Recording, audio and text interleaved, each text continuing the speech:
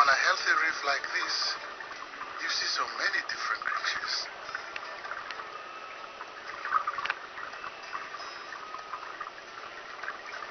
We prefer not to approach the animals. It's better if they come to us. This distant cousin of the cobra can kill a person with its venom. Hi guys, it's Manda here, and I wanted to cover a topic that I just recently discovered. However, it's been going on since about 2003. The other night I watched Coral Reef Adventure, and it was directed by Greg MacGillivray.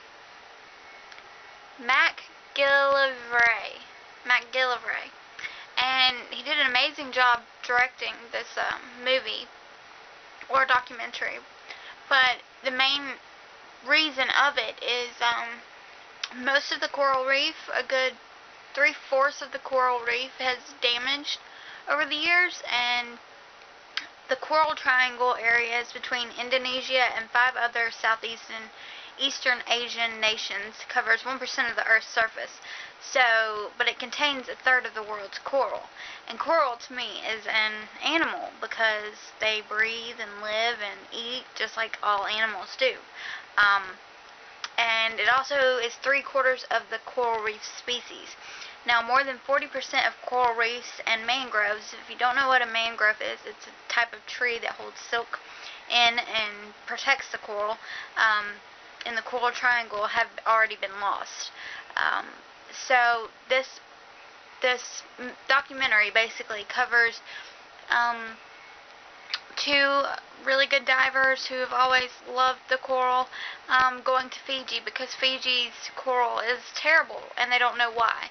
And they find out that in Fiji they don't fish. They do not fish, because when you overfish at a certain population, you know, the coral depends on the fish to live and to have the fish live in it. It feeds off the bacteria and all of those things put together. So if there is an excessive amount of fishing, that can lead to coral being destroyed.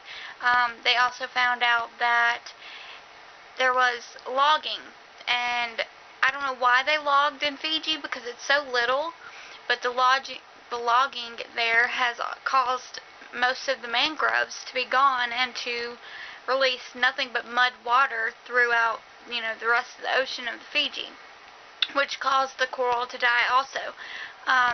And another reason is there is a really bad rise of temperature in the ocean right now, and I'm not sure exactly why the ocean temperature is rising, but it's killing the coral. It's making a lot of the animals move away from the coral, and the coral depends on the animals. In this documentary, you watch a octopus. When an octopus goes and is at the coral, the way it gets its prey is it makes a tent out of its body, and it pretty much, sucks it up in there. And watching this octopus go over dead coral trying to find food, knowing that in the next week or 2 that octopus may not live if it doesn't find a better destination to find its food, it was very, very heartwarming. The pollution and the inappropriate use of coastal areas are destroying the remaining coral, and also extreme rates of high fishing, which I said that. The high fishing volume has been discovered as well. When we fish over the coral, it loses its environment, which is the fish that lives around it and in it. Storing samples of coral species in liquid nitrogen has been suggested because they don't think that the coral anywhere in the world is going to survive if somebody doesn't do something about it. And they want to have that bit of species to once, if mankind decides to stop destroying, or global warming stops, then they can put it back into it and introduce it into the seas. One important aspect of coral destruction is the storing of rising airborne carbon dioxide by the oceans. So that's a big thing.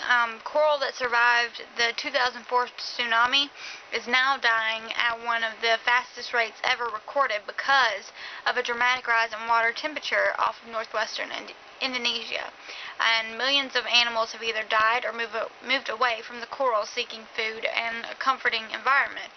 And to me, it's a big deal. I'm not sure if you guys have ever seen the coral, but you'll see it in the beginning of this video.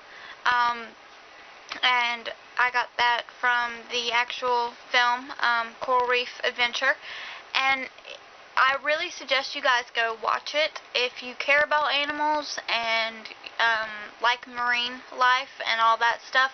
It is a great documentary, but we've got to do something about it. Got to get some scientists on it to find out why the temperature in the water is rising. As for the logging goes, we can stop that if we put enough of our voices out there, because they can't log if the residents do not want them to log, and if we fight them, then, you know, they won't do it, and that will lead to a better coral reef. If you've never seen a coral reef, I highly suggest you go watch this. Coral reefs are very beautiful. They are homes for species, and the ocean, I know there's sharks and all different types of animals out there in the ocean, but they're all friends. And there's predators, and then there's little shrimp that are the fish's little cleaners, and you know, the fish, it just moves its tail and the shrimp knows to get back in its burrow because there's a predator approaching. It's an amazing documentary, and I really suggest you watch it.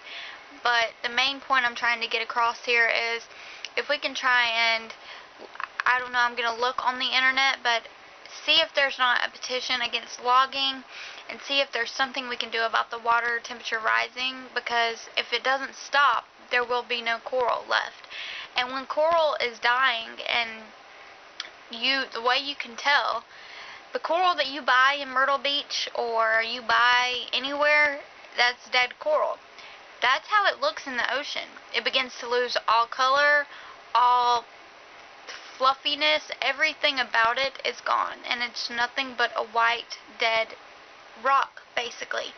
But that white dead rock that you hold in your hand at a novelty store in Myrtle Beach is a actual living animal that is dead in your hands because of the world's global warming and the logging and the over excessive fishing.